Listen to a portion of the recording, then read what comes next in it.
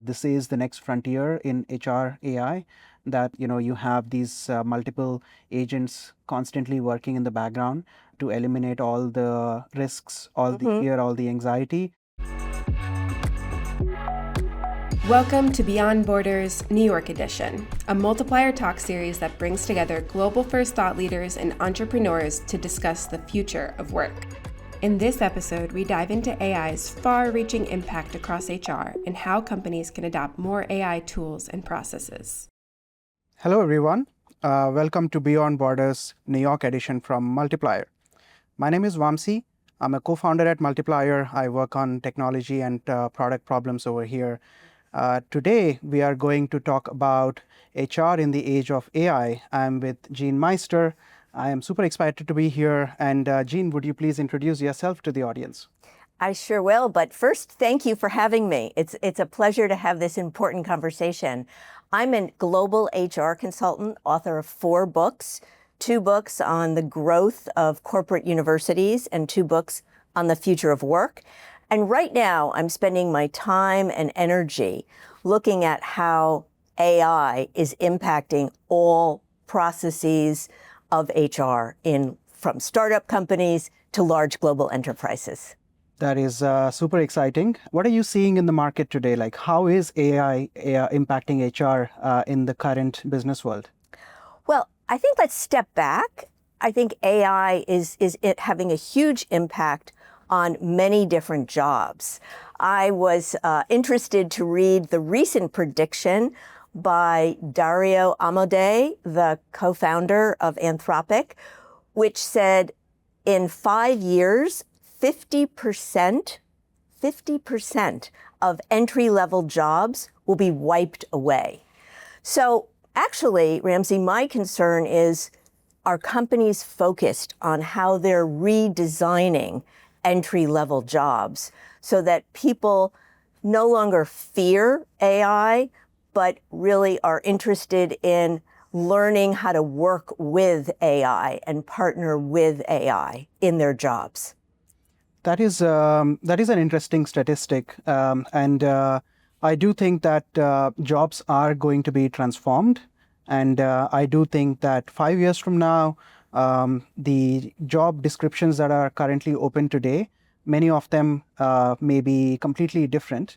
But I also want to share that I don't think that it's going to be a rapid unemployment, people just losing jobs, and people worrying and in so much fear. I don't think that's the reality as it stands today, because AI, as good as it is, it's still a predictive helper. It cannot replace human judgment. And it cannot replace human judgment even in the most simplistic form. It cannot take accountability. It cannot sign off and say, I'm putting my job on the line, and this is the answer. It can say, this is a potential answer, right? One interesting anecdote, I don't know if you heard about this. If you ask all the AI models out there today, ChatGPT, Google Gemini, Anthropic, to pick a random number between 1 and 100, they all pick the same number each and every time. You ask your employees, or you ask everybody around you to pick a number, you get to hear different numbers. Right. But these agents just pick the same number over and over and over again, right? So that's because they are just trained on the past data. They can't think for themselves, right? Yeah. They can't think for themselves and create something like humans can. So the way I am thinking about it, and I think the way I see this going ahead is it's going to be one of the best assistants a human can have. And it's going to be such a productivity boost that it has not been seen before, even bigger than having a computer in everyone's lap. And people shouldn't be worried, but people should be excited, and they should be curious to know, how do I take advantage of this, right? How do I free myself up, and how do I do my job better? So that's my I think you're absolutely right. I'm a practical optimist. Right. And I think that more companies need to be aware of the impact that AI is going to have when some of these jobs have large components of routine tasks. The jobs are going to be redefined. Yes. And I do think that entry-level jobs will be recreated so that we'll have more specialized entry-level jobs. We're probably going to have jobs that focus on how to work with AI, a sort of an AI-human hybrid worker. I don't think enough attention is focused on how workers can partner and collaborate with AI. I recently did some research with 604 HR leaders and workers, and we asked an interesting question: what are the skills you want to develop as AI expands across organizations? The number one skill was developing a proficiency in AI, because I think workers understand this is a new workplace competency. But what surprised me was the number two skill they requested from their employers was, I need to learn how to partner with AI on the job. How do I do that? Right. I don't think companies are paying enough attention to help workers learn how to collaborate and partner with AI as a new team member. AI is moving from being a really powerful technology tool, a smart intern, to really being a new team member. Right. And how do you orient, how do you train, how do you review the performance of your new AI team member? That's the sweet spot that more companies need to focus on. That is a perspective I 100% agree with. And I don't think companies are paying enough attention towards making their workforce more productive using AI and helping them learn. But Jeanne, what do you think is the solution here? Like, whose job is it? How should companies go about transforming their workforce and helping their employees sort of like work differently now? Yeah, well, I think with just like any other change, and I'm sure you can relate to this, it starts at the top. Right. Leaders have to role model how AI is disrupting their own job. So my suggestion is, if you're a leader of a team, step up to the plate, create an AI agent that will disrupt your job in some way, enhance the team, and then challenge them to use it, break it, and create a new version of what you're creating. So I think leaders have to lead in being the experimenters in using AI. And once they do that, I think it gives the team the permission to try, to be curious, and to say, you know what? I may not get it the first time, but it's okay because my leader tried it and she didn't get it either the first time. I'm quite glad that you put the onus back on the leaders and very employee centric. Right. Glad to hear that. I do agree. It has to start from the top, and there has to be a lot of encouragement from the managers and the leaders for their employees to be able to sort of like start using these tools. But I don't know if you saw, but Slack recently put out a report that said many workers and employees are using AI in their day-to-day work, but they're just not sharing it with each other.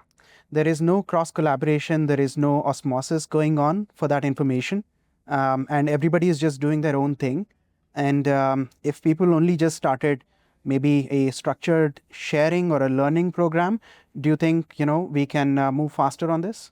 I definitely think so. I did see that research, and I think people aren't sharing, because of the fear. Right? If they shared with their manager how extensively they're using AI in their job, they're afraid that maybe my job's going to be eliminated. It shows that so much of my job can be done with AI, but that's the wrong approach. But I do think, again, getting back to leaders, I think they have to understand this fear and do more to have employees share in a safe space, lead an AI hackathon, and come up with, identify problems that AI can solve so that everyone can focus on some pain points where AI can really augment the work of humans and then collaboratively share it on Slack or any other communication method. But I really think that fear is really stopping these workers from sharing exactly how they're using AI. Right. That's very interesting. And it makes a lot of sense. If you are trying to share about something that is actually making your job slightly less redundant, maybe you will be worried about sharing it outside and you will keep it to yourself. I guess I see the rationale, but what can HR do now? Because the whole idea of this is that no one is trying to replace you. We just want to make sure you are more creative, more productive, and do less grunt work and more strategic work. Yeah. Right. So I think HR can do a couple things. Number one, first and foremost, be really clear on how to use AI in a safe and responsible way. That's another reason why people are not sharing. They're not quite sure if they're using it in a correct way. So communication policies need to be widely shared. Another technique or thought for HR leaders is to provide incentives to employees. I was reading recently that Cisco is challenging teams if they come up with a solution that leverages AI and saves the company money. Let's say it saves the company $100,000. Well, this team can have $50,000 to decide what else they want to do for the team. They're not keeping it for themselves, but how else can they use this productivity gain to help the team further their business objectives? So I thought that was a very interesting incentive to help everyone be curious about suggesting new ways to leverage AI for themselves and for their team, and then give something back to the team. That's I agree with that. If you eliminate the fear, I can see how impactful it can be. For example, my developer team at Multiplier, the developer team is extremely curious and they experiment with AI a lot, right? Because they know they're not going anywhere. They want to do more work. We have always work to do. We have a lot of products to build. So everyone is very interested and very eager to see how they can speed up the development work, how they can iterate faster. And we use Slack for our internal communication. One of the most active Slack channels that we have internally is a AI channel that developers use to share with each other what they are discovering, what they're seeing. Hey, there's this new amazing tool that I discovered. Please use it. And then 10 other people are like, oh my God, this is great. Yeah. I want to use this too. Right. And it's such a delight. And I personally, I use a lot of AI tools. And most of the tools that I've signed up for, I have gotten it from that channel. That's great. Yeah. So I don't think, I think we should do something to help teams understand they shouldn't be fearful about this, but rather be more open to experimenting and sharing.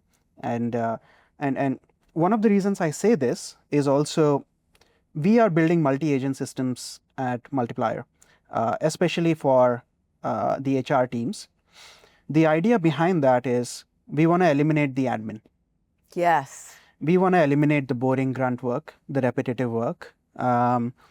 A good multi-agent system can actually do a great job in doing that. Now, the reason why we want to do that is I personally don't think HR teams should be spending time on that. Their job is people, culture. Their job is employee experience, productivity. And if they are bogged down by a lot of this grunt work, they are not able to do their jobs, right? So that's the vision behind what we are trying to do. Now, are we saying that HR is not needed? Absolutely not, right? And a lot of companies share a similar perspective, right? And I wonder, if there is a better way to sort of like spread this across in teams. Hey, please don't worry. We are trying to help. We are trying to help you become more productive, right? So, maybe it's still a bit of a journey, but I think it's an important journey to take. Yeah, I think what I've seen is more companies are moving from educating employees about AI, the fundamentals, the tools, how to leverage it to be more productive and efficient in your job. They're moving from that to experimenting with AI.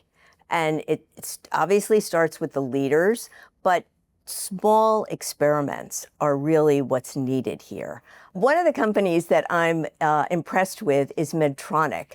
And what they've done is that they've embedded AI role-playing into sales training so that just before a sales rep goes and calls on a customer, they're able to role-play how to handle objections, how to negotiate, and get some, and this is the missing part with a lot of traditional training, get immediate feedback on how they've done. And so I think that's part of the experimental mindset of a leader.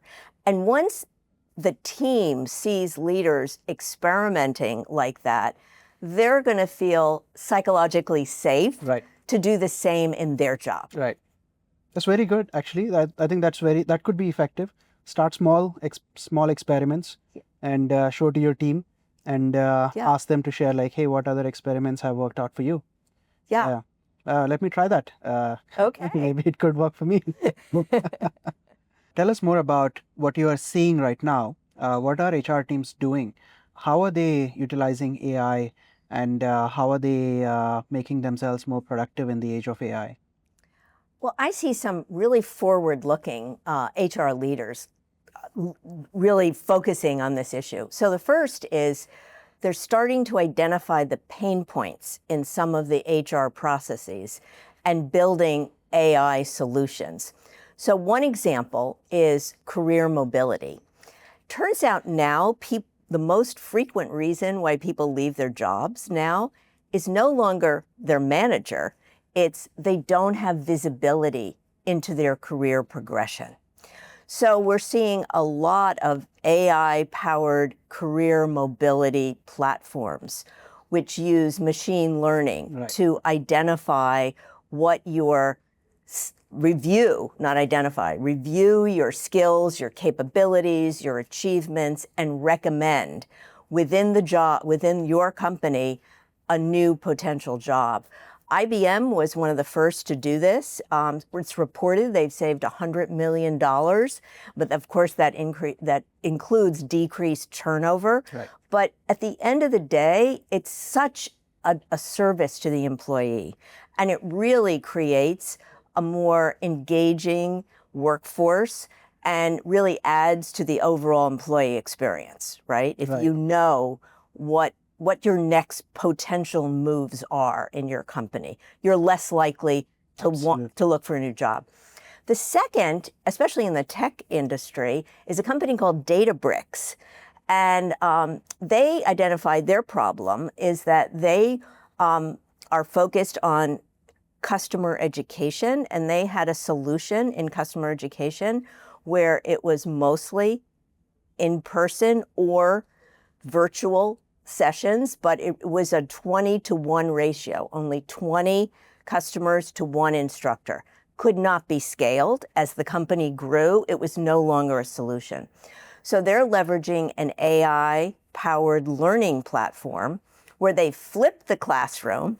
The people in their learning programs now view the videos, engage online, and then they have a virtual online instructor powered by an AI teaching assistant. That's awesome. So in the background, the AI agent is answering a host of logistical questions and content questions in real time, and it allows the instructor to be able to handle many more participants in the program. So they've gone from 20 in a program to now close to 1,000 in a Wow. program. And they're really able to scale their customer education by using these AI agents in the background. There's another AI agent that focuses on program management, analyzing the conversations and reporting issues back to the instructor. So, and it's importantly making the instructor, have a more engaging position because they're able to handle many more learners in their program, and they're able to feel more confident on the job. Right.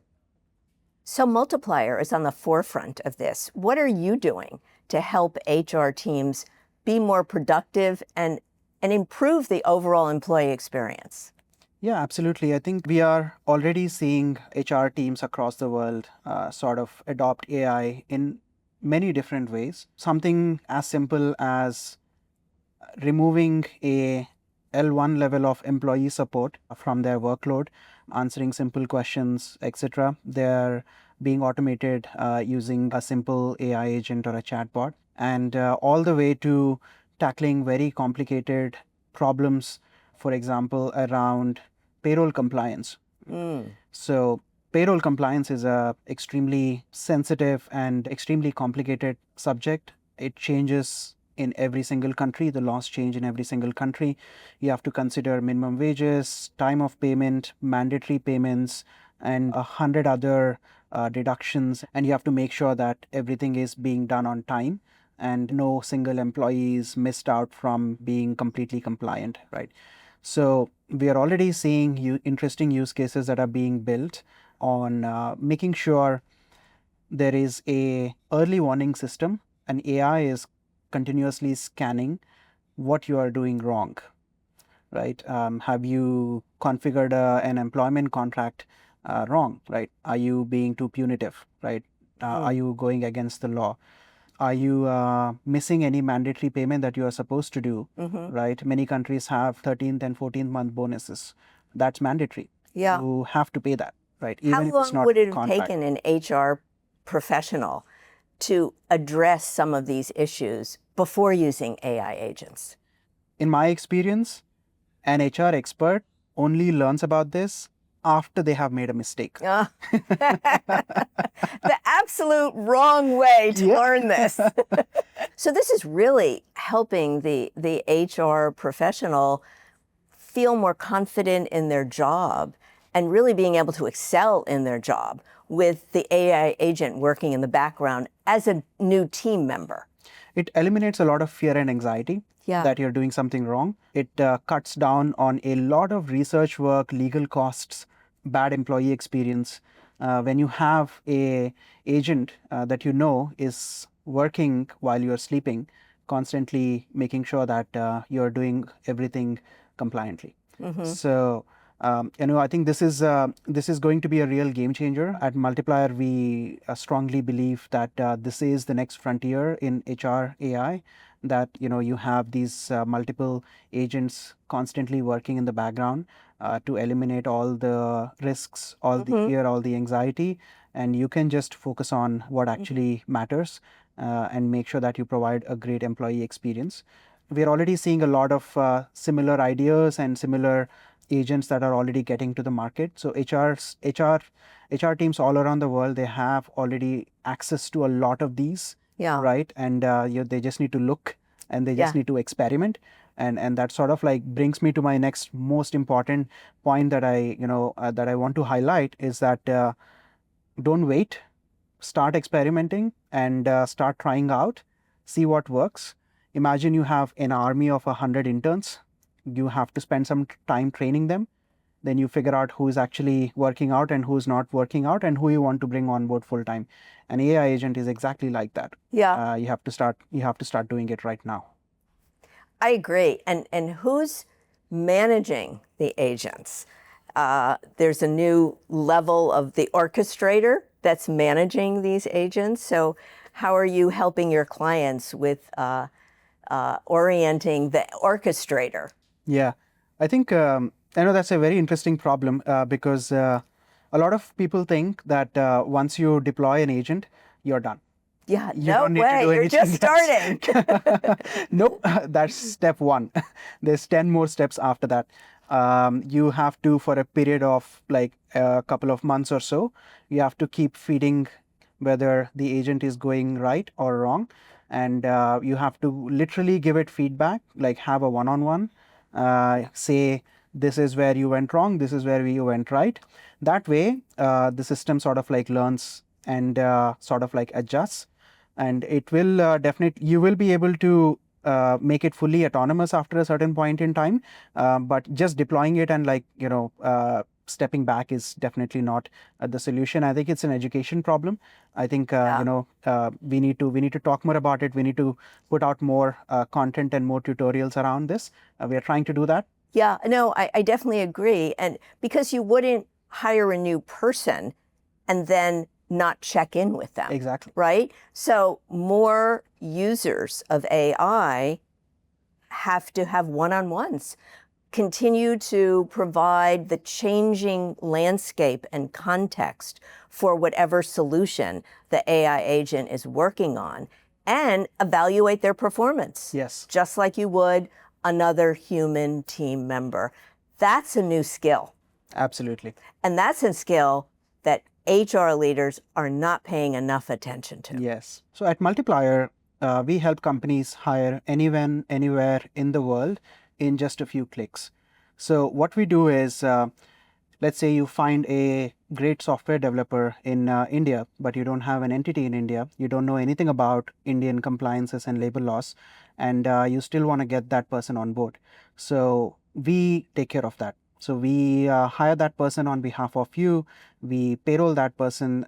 We pay that person. We take care of the compliances and legal aspects of their employment end to end. So we work with HR teams all around the world who are managing a global workforce. And we constantly hear so many problems that they face, so many decisions that they have to make that they have no idea about. And that's where AI can really play a big part. So Jeanne, what an exciting time. I would love to hear more about what you think the future of AI in HR looks like, and what do you think about companies going global, and how you think, 10 years from now, what a company looks like. Well, I happen to have written in a couple of articles on the HR jobs of the future. And I think that there are going to be more new jobs created because of AI. And in fact, the World Economic Forum estimates something like 170 million new jobs will be created, while only about 90 will be displaced. And so what I looked at in doing, and I did a design thinking session with about 100 leaders, global HR leaders actually, and we looked at what are some possible new job roles within the HR function itself. A look at about 21 of these jobs. It was actually an article in the Harvard Business Review. Some of them were totally new jobs, new work streams, or current jobs tweaked for AI. For example, a very common job in HR is an HR business partner. Yeah. And often that person meets with their client in a business unit to understand what the people issues are and how HR can have a bigger role. Well, one of the jobs I identified between now and the next couple of years is an AI business partner, where before you go to speak to a client, you ask AI, you work with AI as your new team member, as we've been discussing, to say, what's happening with this business unit? What's happening with attrition? Yeah. What's the employee sentiment of this business unit? What are some of the key issues? So now when you go to speak with a business leader, you're much more prepared. You have the data and you're having an evidence-based discussion on how HR can help this business leader in their role. So I think there are a host of new jobs coming on the market for HR professionals. And finally, I'd like to end the session for for the women that might be listening to this. And I think that we in HR have to recognize the AI gender gap Yes. that's brewing right now. We have been examining and reflecting and trying to close the pay gender gap Yes. for a decade. Well, we have a new one, the AI gender gap. And in the research I did with 604 HR leaders, they identify, and workers identified this gap. For example, something like 48% of men say that they want to learn how to use AI in their job as a new team member, but only 38% of women want to develop this skill. And it's similar. Many more men report using AI daily in their jobs than women. And this is actually all happening, this gender gap, with men and women in the same profession. Got it. And for HR, the percentage split is something like 14%. So I think we have to be aware of this AI gender gap and work to close it. 100%. A couple of ways is to help make sure all women have training and access to AI proficiency. And even if you're in a job where your company isn't offering it to you, there are so many free resources. Yes. Coursera has AI for everyone, which is free. 2 million people have already registered for the course. And I think that more companies should even have employee resource groups where they bring women together and they share how they're using AI in their job roles. So I think it's an exciting time we live in. Absolutely. And AI is really going to disrupt, change, and augment everybody's job. And for HR, they have a huge opportunity ahead of them. I 100% agree, Jeanne, and thank you so much. This was a very insightful discussion. Thank you for your time. Thank you very much for inviting me.